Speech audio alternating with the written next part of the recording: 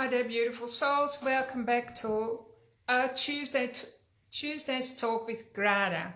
I'm really looking forward to having a special topic today. I want to discuss how sometimes we have parts of us that are hindering our progress and then make life a lot harder for us, that creates struggle and conflict in our body and struggle and conflict in our relationships. And today I want to show you what you can do to help address those parts and in the first place become conscious that you have them, right? And that you can do something about it, that you can heal and integrate these parts in your nervous system. Some people call those parts, you know, the hateful sides of you. We all have hateful sides, like sides of us, or part of us, or alter egos that pop out at us sometimes, and we literally hate them. But you can also call them an unwanted part. In different healing modalities, that can be called as inner child work or shadow work or parts integration. There are lots of different names for them. But today's exercise actually means that you have to have a piece of paper and a pen, right? And if you don't have it now, you can watch the replay later, and you'll find this exercise I'm going to do with you very, very beneficial. Because healing actually means not just clearing your problems or pain or symptoms or struggles. In my opinion, what healing is about is becoming your own best friend, and it also means your body's best friend, that you show up as the best friend that your body could ever have. Because our body is our best friend, largely speaking, even though we have some of these difficult parts of us, and they came about due to trauma and hurt in our childhood, right? Traumatic events creates us to split off from our past. So if our body could sit next to us and have a cup of coffee with us and say, hey Grada, I gave you a bellyache today because yesterday when you showed up in that situation, you were out of alignment and you didn't listen to me. And so now today you've got a bellyache. If my body could do that with me, it would, right? Because our body would want to be our best friend. It wants to show up like that. And I literally actually have a chair next to me, but you can't see it. I just thought it would be fun and symbolic to put a chair next to me. So knowing that you can do that, and we do need to make time for that, like put an empty chair next to you. This is your body. What would your body say to you about your current situation, or about a headache or a toothache or an earache, or about your relationships? Because your body contains a pile of wisdom. Your body is full of wisdom because your body has a direct connection to spirit and to the higher self, whereas we rely on our monkey mind, our brain, which is the trickster. It's always playing tricks on us. So in a minute, with the last 10 minutes, I want to take you through an exercise, like an activity that's really going to help you understand yourself more, become even better friend to yourself. It will be very healing. And what it means is when you integrate an unwanted part or a hateful part of you, you can get to your results a lot quicker. Let's say if your result is, I want a better love life, or I want more friendship, or I want more money, it shortens the gap. So when I say an unwanted part, it can be one that you're conscious of. Let's say I have an unwanted part in me that at night, sometimes when it's like tea time and I cook a nice tea for Pete and me, and this part goes, why don't you have a glass of wine? And then before I know it, I go to the fridge and I'll pour the wine for Pete and me. And I know, even though I buy organic wine, I know that alcohol is still toxic to the body. It's like a toxic sting to the body. So I wish I didn't have that part in me. That's just a simple example, and I'm conscious of that one. Another part could be when I look at myself in the mirror and there is a part of me that rejects me, that goes like, oh, your tummy looks fat today, or something like that, or you've got a new wrinkle here or there, right? So that Unwanted parts are all the parts of us that don't look at us in a loving way, and actually, ultimately, if we let those parts run the show, they would lead to self-destruct. And so some people really struggle with addictions, and when we heal addictions, we always have to integrate the parts that run the show, right? These are parts that are fighting other areas of your body. We can literally have that going in our body as well. When I work as a healer and I see into your body, sometimes I can see, okay, the large intestine is fighting the liver, or the lungs are not happy about something and they fighting the need, right? And so literally in the body, you have parts that are hostile to each other, and it creates pain and tension as well, and friction. And I heal that very quickly with energy. So that all parts of your body, the physical body, become allies again. And this exercise that I'm doing here is that all parts of your personality work together for your greater good. And then you can have a fantastic life. You basically become unstoppable. I just wanted to share with you, I hope I have enough time. What triggered this thought was, I read a story yesterday, and it's an old Persian fable about the scorpion and a frog, right? I hope I have enough time, probably only takes 2 minutes. So the scorpion, he got bored living in the mountains, and he goes, okay, I want to see a bit of the country. So off he toddles down, explores the countryside, and then he ends up near a river. And the river is quite strong, and the scorpion can't swim. So he goes, wonder what I can do now. And then he saw a frog on the other side of the river.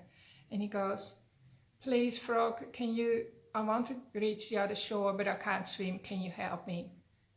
And the frog goes, well, what if I do that? You're going to kill me, because you're toxic to me. You'll just sting me and then I'll die. And so the scorpion goes, well, I promise, that might be true, but I promise I won't sting you this time. Because why would I sting you? If I stung you, then I need you to bring me across the river. So the frog goes, okay, fair enough. So he swims across the currents, and then he says to the scorpion, hang on a minute, how do I know that you're not going to kill me just before we get to the other shore, right? If I carry you to safety, and how do I know you're not going to kill me right at the end? And the scorpion goes, well, I would never do that. I would just be so grateful to you. I'll be grateful till my dying day. I'm never going to sting you.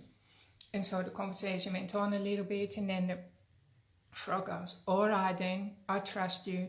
And so he lets the scorpion jump on his back, and the scorpion has sharp claws, and they're hurting the frog a little bit. The frog isn't too happy about that, but he lets him, and he swims, and the river it's hard work, and there's a strong current, and the trees are biting into a soft skin, and then suddenly he feels this enormous sting on his back, and he looks around and he sees that the scorpion is stinging him. And then the frog feels the numbing effect from the poison, and he knows he's going to die. And the frog goes, hey, what did you do that for? Now we're both going to drown. And the scorpion goes, that's right. I know we're both going to drown, and I can't help it because my nature is self-destruct. I couldn't help myself. I just had to sting you because that's in my nature. My nature is to self-destruct. And so they both sank to the river and died. Okay, so it's a sad story, but I love this story in context with all the different parts of us, right? So there are parts of our being, and we all have them. Even the most sanest, successful, together person would have a minimum of 20 parts, but it might be 100 already that successful person is conscious of, right? So these are like the scorpions that come in for the ride, but they're actually parts of ourselves that have been deeply traumatized in our earliest childhood. Sometimes it's from our ancestors, trauma is passed down, and we're born with those scorpions inside of us, and they're like forces in us that are set on self-destruct. right? And the answer to this is like to become aware of them, to become conscious of them. And we can do that by listening. You're doing that now by listening to me. I want you to think, which area of your life do you feel like the brakes are always on?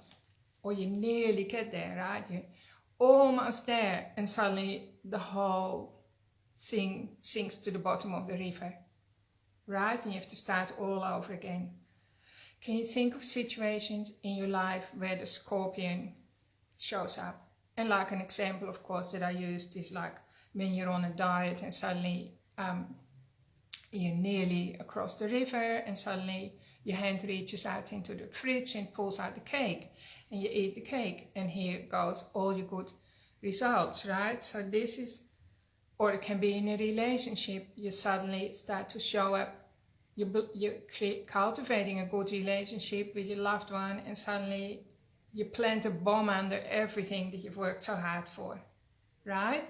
So we all have those scorpions in our being, and they were created when we had like massive trauma at a very small age, usually before we were 8 years old. And our nervous system didn't have the capacity to deal with the trauma, so it just caused a split. It literally sacrificed part of itself and said to that part, okay, you carry the weight and the pain and the hurt of this trauma. I don't want to see you anymore. You have to live outside of me, like, but still in the body, but the consciousness is now split, so it goes into different streams. And if you feel that you're lacking energy, or some areas of your life are not working as easy, that means you've got those currents going in your body. So let's think of an area where you want, of your life, where you want to have more ease and flow. For instance, it can be self-love, relationship with yourself. I would recommend that you focus on that, but it can be an easier one, like a relationship with a loved one, or somebody that you run into difficulty with. Money, projects, things that it just, you feel like I'm nearly there, but you're never quite there, right? Something is always stopping you. And it can be a health problem as well. So an easy one could be maybe you have a headache, and you just ask these questions that I'm going to do right now. So first of all, I want you to just become aware of your body, the state of your body now, with that particular focus in mind. So just close your eyes and bring to mind a part of yourself that is like self-hating or unwanted, that represents the scorpion. So now I want you to really become conscious of that part, right? And just let that part know there's also an opposite twin to it, like another side to the coin.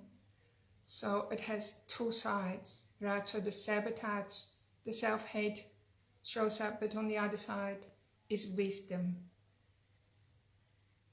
So just let that part know that it's not alone.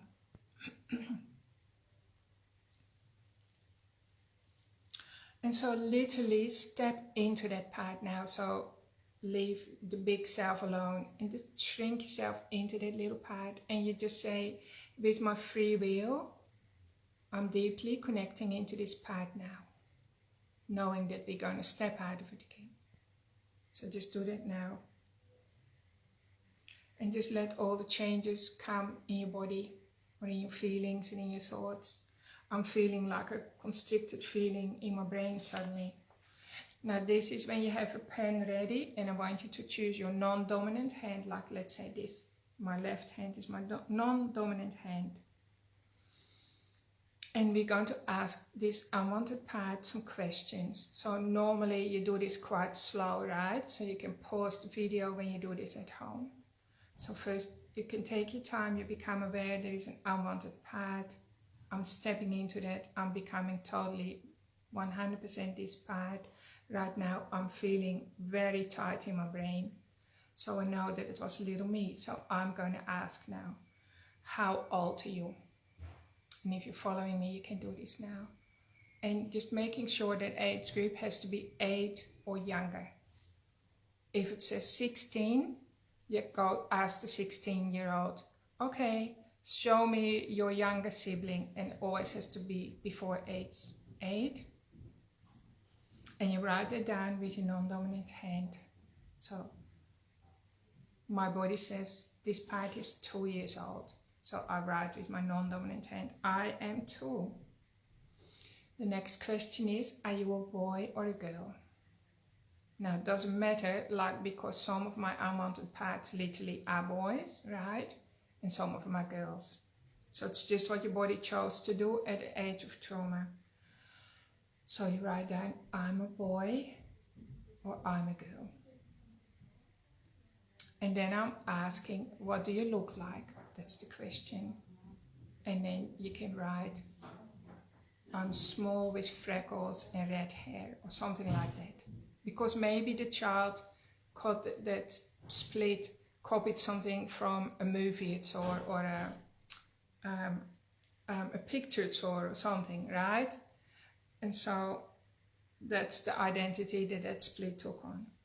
And so the next question is, what shoes are you wearing? So you look down. Maybe you're seeing sandals, so you write down sandals, or bare feet, or gumboots, or old shoes. If it looks very, very old, you could be hooked into a past life or your ancestor, and everything is safe. Okay, so you write everything down with the opposite hand, because the healing is in the expression, and using your non-dominant hand, you're shutting down your monkey mind, right?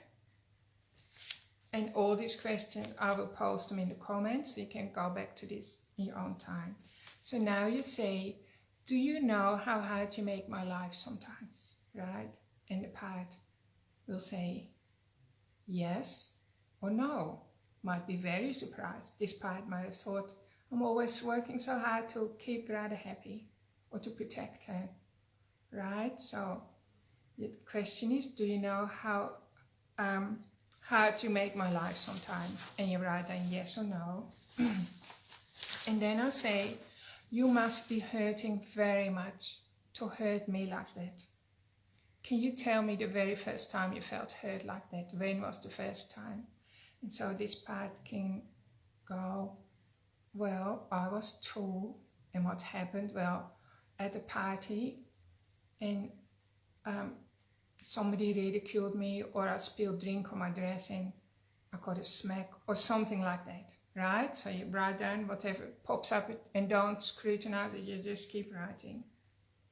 And then you write down, is there anything you would like us to know, like the present part?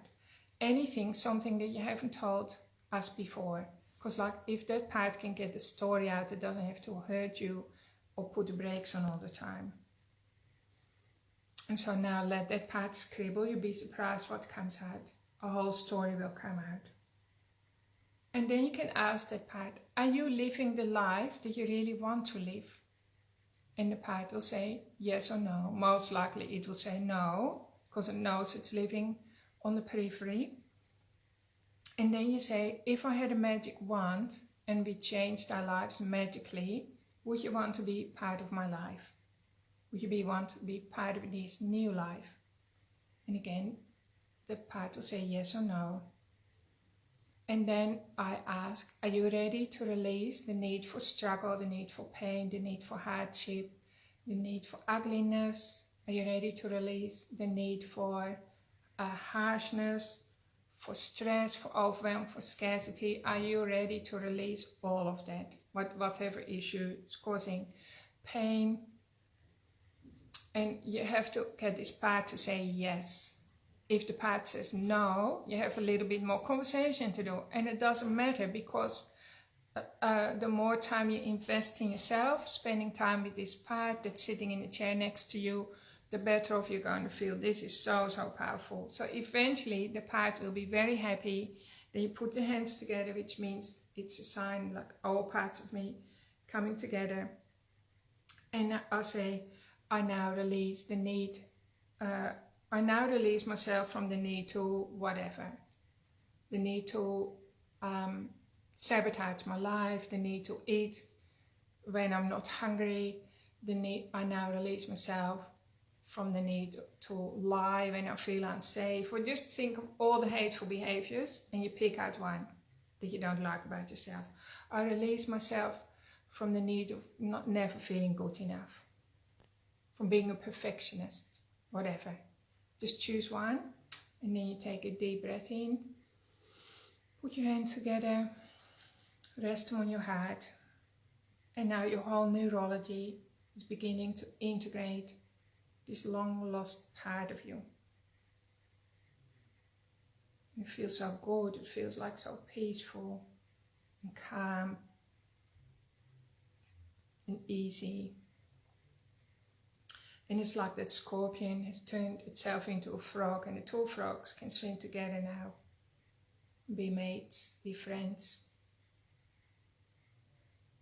And it's like your perspective on life is completely changed now. Like you've got, where you saw a insurmountable problem before, a new solution will just show up for you, because it's like you have got more of your own consciousness streaming in the same line where you want to go, right? You become streamlined rather than having a split here and a consciousness goes off to there, and your energy gets leaky like that. So the best of us, like people who've done lots and lots of self-healing work, they sometimes do hundreds of parts integration, like over the course of their life, right? So it's all about bringing these pieces of me back together, and then your immune system starts to work as well, because what most people don't realize is that your immune system is never older than 7 or 8 years old, right? And so we have to literally change the way we talk to ourselves. If we want to talk to our immune system and we want it to listen to us, and we want to get rid of that flu or aches or pains or cancer, it doesn't matter what it is, our immune system has to do that for us. And it's not your age. Like I'm 60, right? I can't talk to my immune system as if it's 60, because I know my immune system has the consciousness of a 6 or 7 year old. So we have to like have the grace to parent that child properly. That's what it's all about.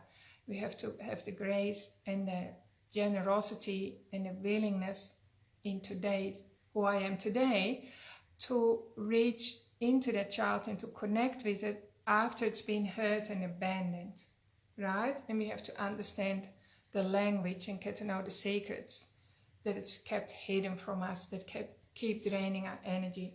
So this is a really good practice you can do at home, and I would recommend that you do it often, and you'll be surprised how much fun it becomes. And there's really nothing that you need to be scared of, right? Nothing ugly is going to, well, it's not going to be so ugly that you're going to be scared of yourself.